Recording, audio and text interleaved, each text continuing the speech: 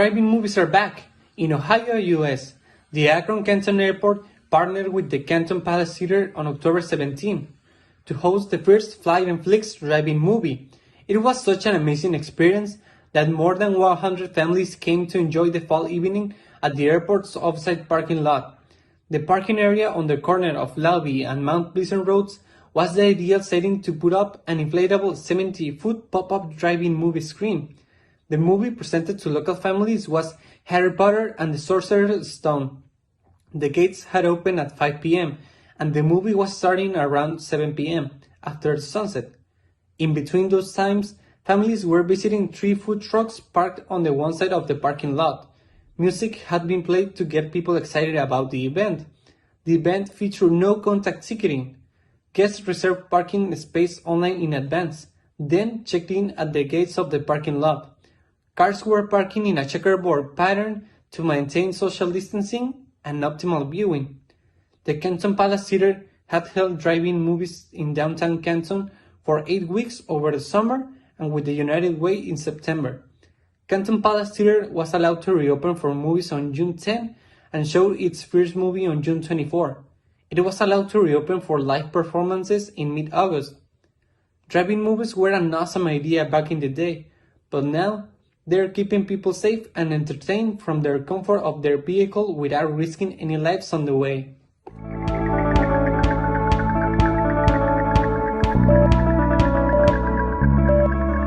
Now I'm gonna give you a short report of the origin of the COVID-19. The first human cases of COVID-19 were first reported in Wuhan City in China.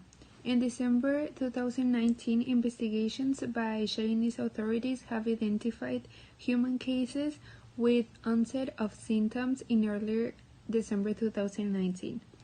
While some of the earliest known cases had working a link to a wholesale food market in Wuhan, some did not. Many of the initial patients were either staff or nurse, market employees, or regular visitors to this market. Environmental samples taken from this market in December 2019 tested positive for COVID-19, further suggesting that the market in Wuhan City was the source of this outbreak or played a role to the initial amplification of the outbreak. All available evidence for COVID-19 suggested that SARS-CoV-2 had a zoonotic source.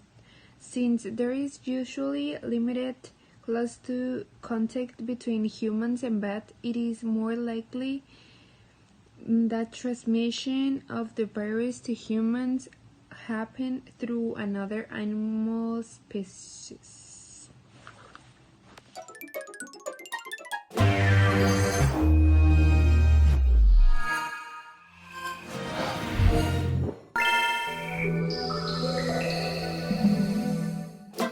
Hello, my name is Rogelio, and I welcome you to my section of the Newscast, and I will talk about Xbox buying Bethesda. Xbox made an announcement on September 21, and they were communicating that the best action of the video game world in this year will be buying Bethesda and ZeniMax Media, an American company dedicated to the development and distribution of video games. With this purchase, Xbox will become the owner of games as Elder Scrolls, Doom Eternal, Fallout, and other games. The director and leader of Xbox, Phil Spencer, was mentioning that the purchase to acquire Bethesda and ZeniMax Media cost exactly like $7.5 billion, which will mean almost the triple what was paid in 2014 for Mojang and the rights to Minecraft. On September 22, Microsoft officially bought the ZeniMax rights and Bethesda's rights. As the leader of Xbox and now Bethesda's head leader, Phil Spencer had taken hands over the projects to bring new and unique games to Xbox and Xbox Game Pass. Xbox made a statement saying they included the most iconic and important franchises of Bethesda to the Game Pass service that will be for console and PC. That means Phil Spencer has done a great job since he's in charge and the leader of the actions and relationships of Xbox and Microsoft with other. He approached Xbox to also team up with Disney Plus, with Steam, LG, and other entertainment companies, websites, and television producers such as LG OLED.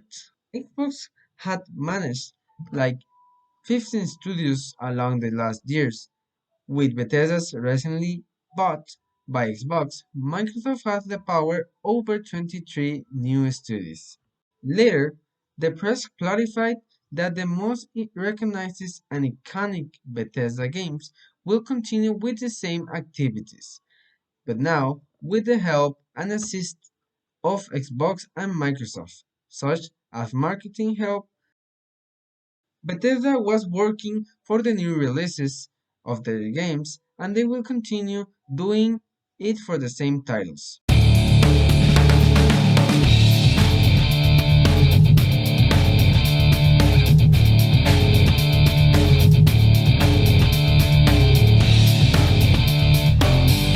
The main Mexican reference in Europe is Samantha Bricio. She played with the club in Mocoboli. In her first year, in 2017, she managed to start obtaining the Cup, Super Cup, MVP as a rookie, and second place in the Champions. In 2018, she was the winner of the league and third place in the Champions League. Later, she emigrated to the Istanbul League in Turkey for the military with the Fenerbahce Soccer Club. She achieved in her first year the third place in the league, third place in the Champions League, and stood out for the best corner position of the Turkish league. She had returned to Italy with the Escandici club in 2019, where they won the championship. Samantha received the best player and the most valuable player in the final of the tournament. Now, in 2020, she will play in Russia with Dynamo Kazan. She started at 10 years old in Trajan Club. With the passage of time, Samantha was training to be better every day. She practiced a lot until she was observed by coaches who were in charge of the selective teams in Jalisco. She had been considered for different universities at such a young age. Samantha has surpassed herself day by day, and that is why she is one of the best players in the country. The best duel in the history is in danger today.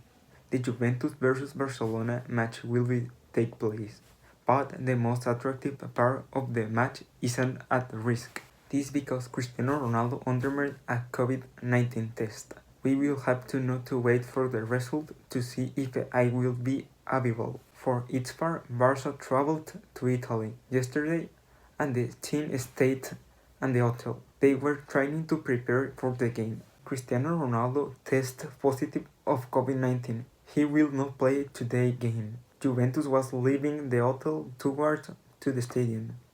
The Barcelona players had left 30 minutes before. When the players arrived, they had to carry out the sanitary protocols.